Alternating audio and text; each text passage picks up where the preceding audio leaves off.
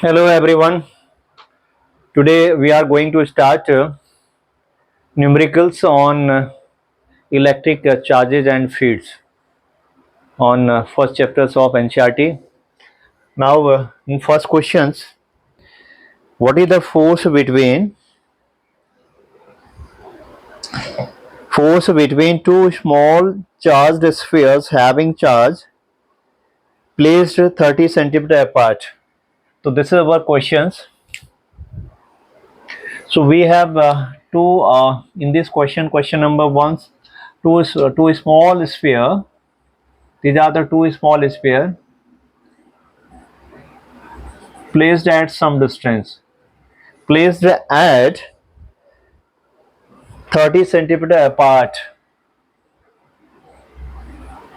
and charges on these two spherical bodies 2 into 10 to the power minus 7.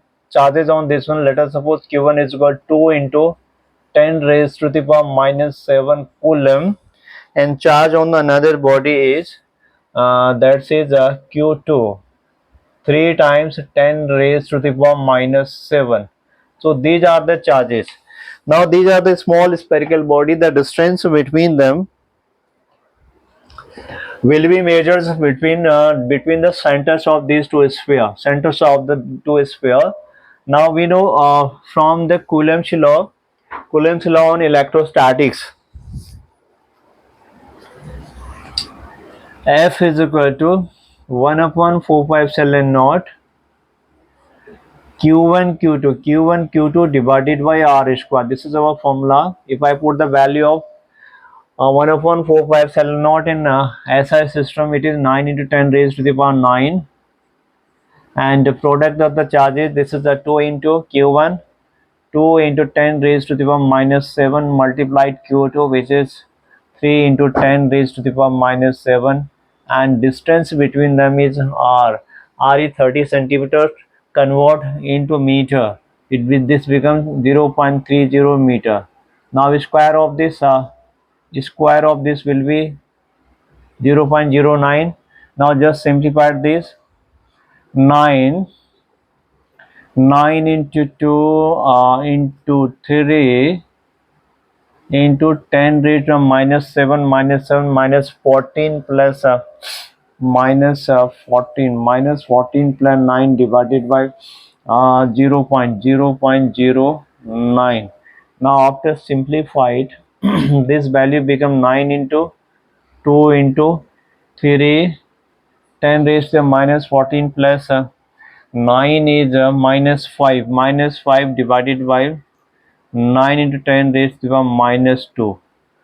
9 is cancelled out, and this goes in the numerator. 2 into 3 is 6 minus 5 plus 2. Now this becomes 6 into 10 raised to the minus 3 Newton. In SI system, force has the dimension unit is Newton. This is our question number first. Now in second questions,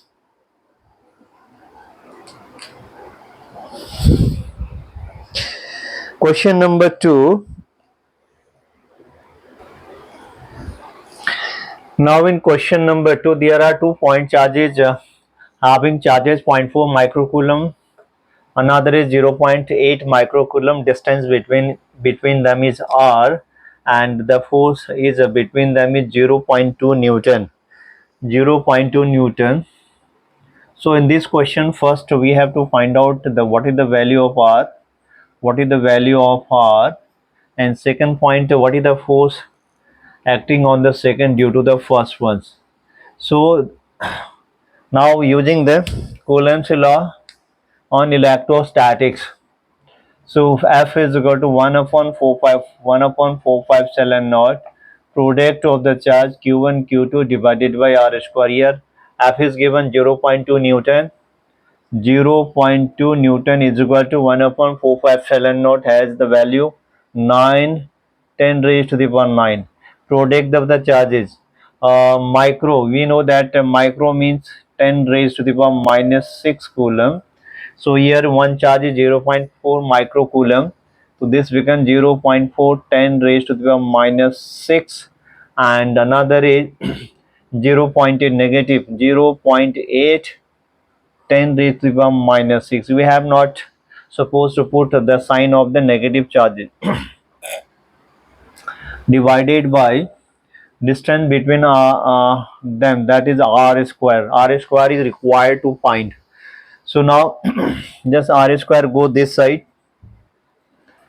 R square is equal to 9 0.4 into 0.8 10 raised to the power 9 minus 6 minus 6 minus 12, and 0.2 goes in the denominator. 0.2 goes in the denominator. Now just simplifying, removing the decimal, 0.4 0.8. So now it is 9 into 4 into 8, 4 into 8, 10 raised to the power 9. One places of decimal, 0.4 and 0.2 is cancelled. That is true, only 0.8. 0.8, removing the decimal of the 0.8. So now this is our value. Now cancel out this one. So finally 8 into 16 into 9, 16 into 4, 6, not no, solar 16 into 9 is 144. 144, this is 144 into 10 raised to 9 minus 1 is 8. That is r square has the value of this one. This is the value of r square.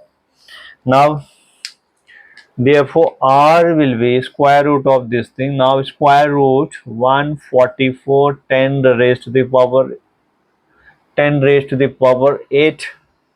Now 144 is the square root of 12. 12 into 10 8, 8 divided by 4, that is the square root of 10 raised to the power 8 will be 12 into 10 raised to the power and 4. This is in meter. So this is the distance between 2 point charges. One is q1, another is q2. So now second part is this is our first part of this question, to find the value of r. Now in second part we have to find out what is the force acting on the second due to the first. Yeah, what is the force acting on the first due to the second? Force will be the same because Newton third law, equal and opposite forces will be applied here. This is positive charge, this is negative charge. Therefore force on the second due to the first will be the attractive force. Force on q2 due to q1 will be attractive, and the value is this one, and the force will be 0.2 Newton.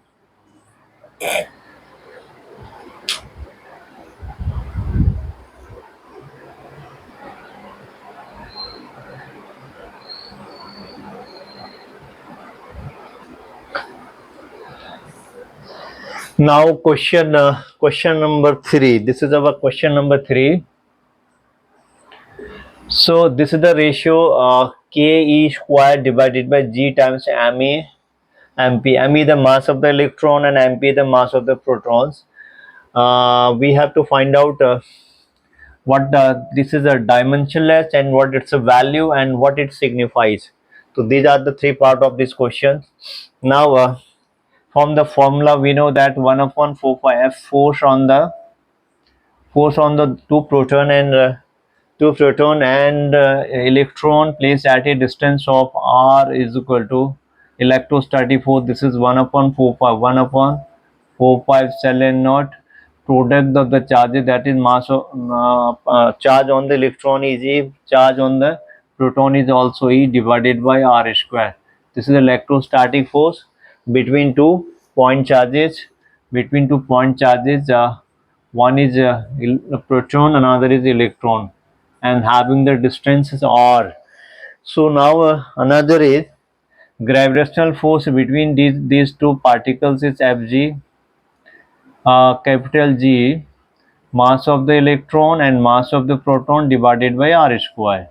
So here G is gravitational constant and 1 upon 4/5 epsilon naught, also known as K.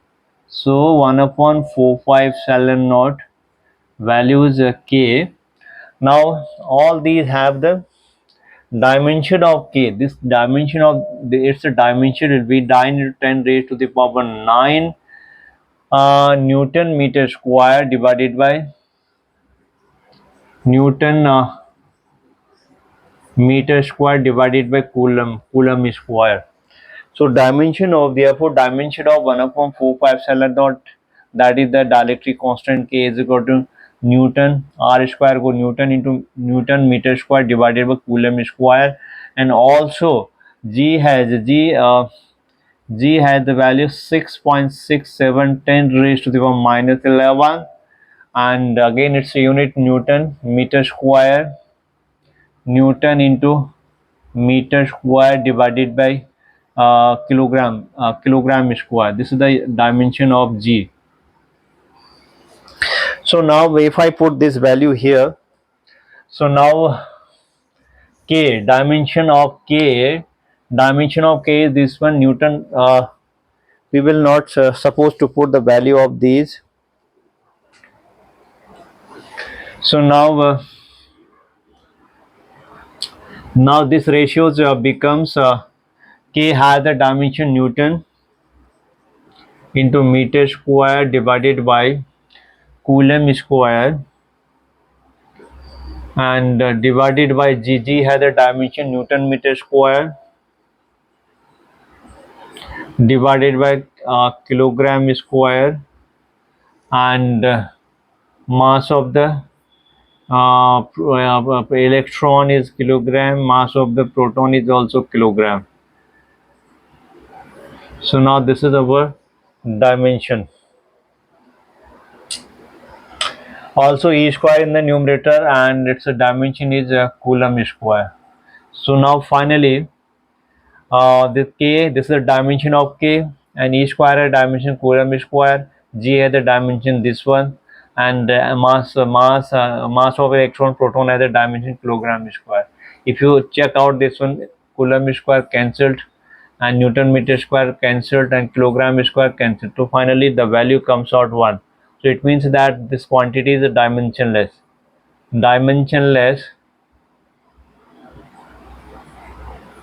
So dimensionless value of this ratios. Now this is our first part. Now in the second part, what's its value? What is the value of this expression? Now its value will be putting the value of K. Now K times of the value of K E square divided by G times of mass of the electron, mass of the proton, and the value of K is 9 to 10 to the power 9. 9 multiplied 10 raised to the power 9, and this is the charge on proton and electron. The value is 1.610 raised to the power minus 19. It's a whole square divided by G has the value 6.6710 to the power minus 11. 6.6710 raised to the power minus 11, and mass of the electron is 9.1 10 to the power minus 31 kg. 9.1 10 raised to the power minus 31 kg, and mass of the proton is 1.66 1.66 10 to the power minus 27 kg. So this is the value of this ratio. Yes. So now the decimal and whole digit putting one place, and 10 the 10 raised to the power putting in one place, the value comes out 9 into 1.6 into 1.6, and here 10 की power 9, and this is the value 10 की power 9. Now minus 19 minus 38, 10 raised to the minus 38 divided by 6.67, 6.67 into 9.1, 9.1 into 1.66, 1.66 multiplied minus 11 minus 13, all are negative. The value become minus, all should be added, minus 11 minus 31, minus 11 minus 31 and minus 27. So now this expression becomes, finally remove the decimals two places from here, 1.6, 1.6, this 66. So now this becomes 9 into 16 into 16 divided by 66. We have removing the two places from the denominator and two places from the numerator, and here in the numerator 10 raised to the power 9 minus 30, 9 plus 9 plus minus become minus 30 minus 38. In the denominator 9 to remove the decimal 0.1 and 0.6, these are the three places. Now it becomes 91 into 166, and two places is this, so it becomes 10 to the power minus 3, and remaining terms is this one, minus 27. If you adding all these 7 8 minus 9 and 3 to 5 and 6, 69. So now the value becomes 9 into 16 into 16, 10 raised to the power 9 minus 30, say minus 29, minus 29 divided by 667, 91, 166, and this goes, if I simplified this ones, 10 raised to the power minus 3 minus 69 become minus 72. Now the value after calculating comes out 2.287, 2.287, 10 raised to the power 39. So this is the value of these ratios. So this is the value of these ratios. Now what it signifies? Now it signifies in third part. In this question in third part we have, if I do the ratios of electrostatic force and gravitational force between these two particles, between the proton and neutron, proton and electrons. So now it comes out, this is 1 upon electrostatic force divided by gravitational forces, 1 upon k, 1 upon 4 pi epsilon at the value k, electronic square of this one divided by r square, and this is the mass of the electron, mass of the proton divided by r square. If you simplify this one, r square cancel out, this value becomes k e square divided by g, mass of the electron, mass of the proton. So this is the ratio of electrostatic force, electrostatic force between the electron and proton, therefore gravitational force, gravitational, so gravitational force between the electron and proton. This is our third part.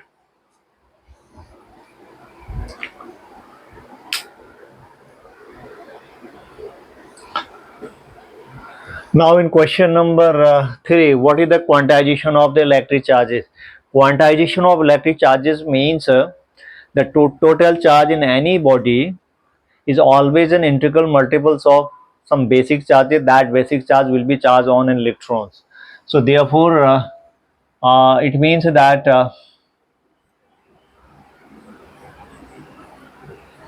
the charge on any object, any body, is an integral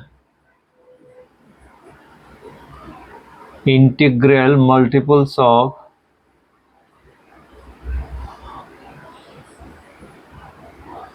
of some basic charge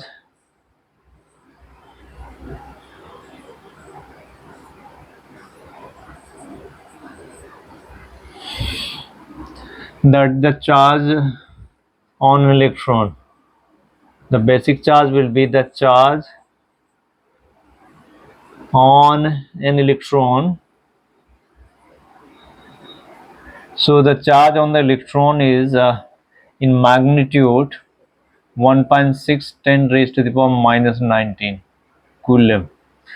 So now this is our expression, and the value on any object should have q is equal to any, and here any the integer which is 0 plus plus minus 1 plus minus 2 and so on. So any object should have the charges any n times of p charge on an electron. So now this is our first part. In second part, quantization we always followed in micro levels only. Micro it is at micro level. Micro level means in when the charge is very small, so we can say that charge is quantized. But in macro levels, at macro levels, at larger scale, macro levels, this charge we not say that this is not this is quantized. We say it is not quantized. At micro level, the charge not quantized. Charge is not quantized.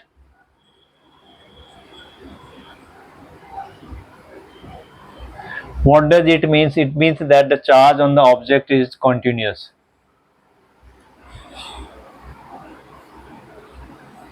The charge on the object is continuous.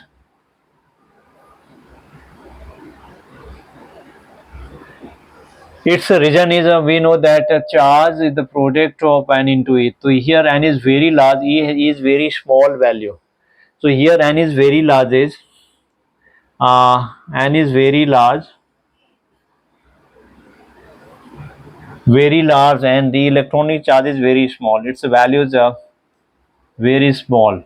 So it's the reason very small value on the electronic charge. So it's the reason that the macro levels charge will not be quantized.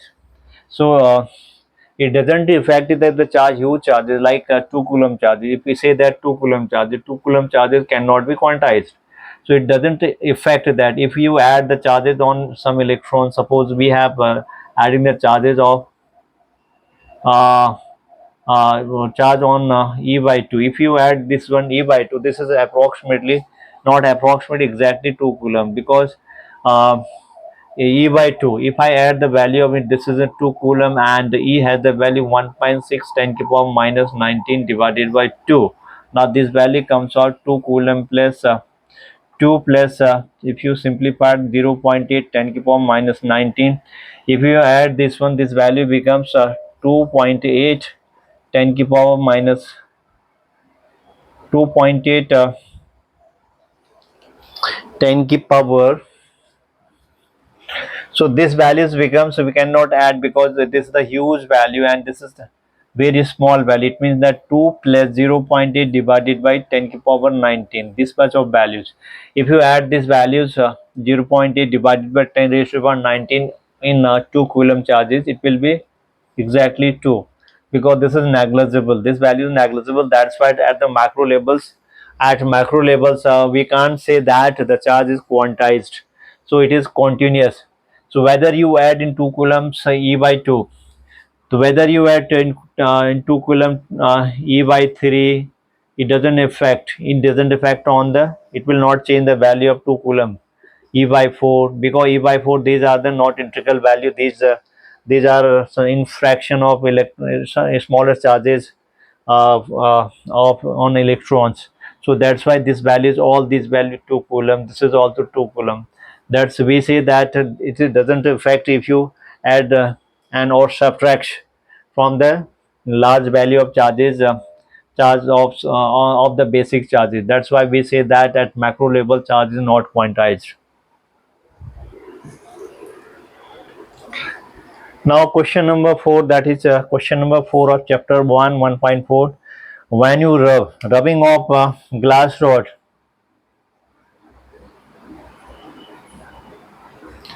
rubbing of a glass rod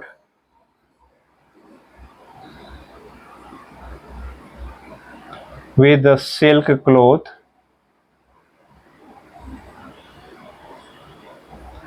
so there are some charges appears on the glass rods and charge appear on the silk cloth. So glass rod has the charges here, positive charge. Glass rod, suppose charges appear on the positive Q, and charge on the silk cloth is minus Q. They are equal and opposite value. So whatever the charges, whatever the electrons are when you rub glass rod with the silk cloth, due to the rubbing, some work we have did in rubbing against the frictions, between the glass rod and silk rod. So some electron is transferred from the glass rod to the toward the electron is transferred from electrons are transferred from glass rod towards the silk cloth. That's why suppose the same amount of charges which is transferred from glass rod to the silk cloth, and this is a glass rod had loosened some electrons, suppose equal some electrons, and the same amount of electron is gained by the silk cloth. That's why silk cloth getting negative charges minus Q, and glass rod have loosened some negative charges, so it appears positive, because initially glass rod and silk cloth both are electrically neutral, because electrically neutrals, whatever the positive charge they have, glass rod individually glass rod has the total charges will be zero, because equal amount of positive negative charges remains there. Same way initial charges on same cloth is also initial net charge on these two bodies is equal to 0, final net charge is also 0. So final net charge means charge on the glass rod plus charge on the silk cloth will be 0. So conservation of charges is valid in this case also. There is no loss of charges or no generation of the charges. So we can say that the conservation of charges is applied in the in this case.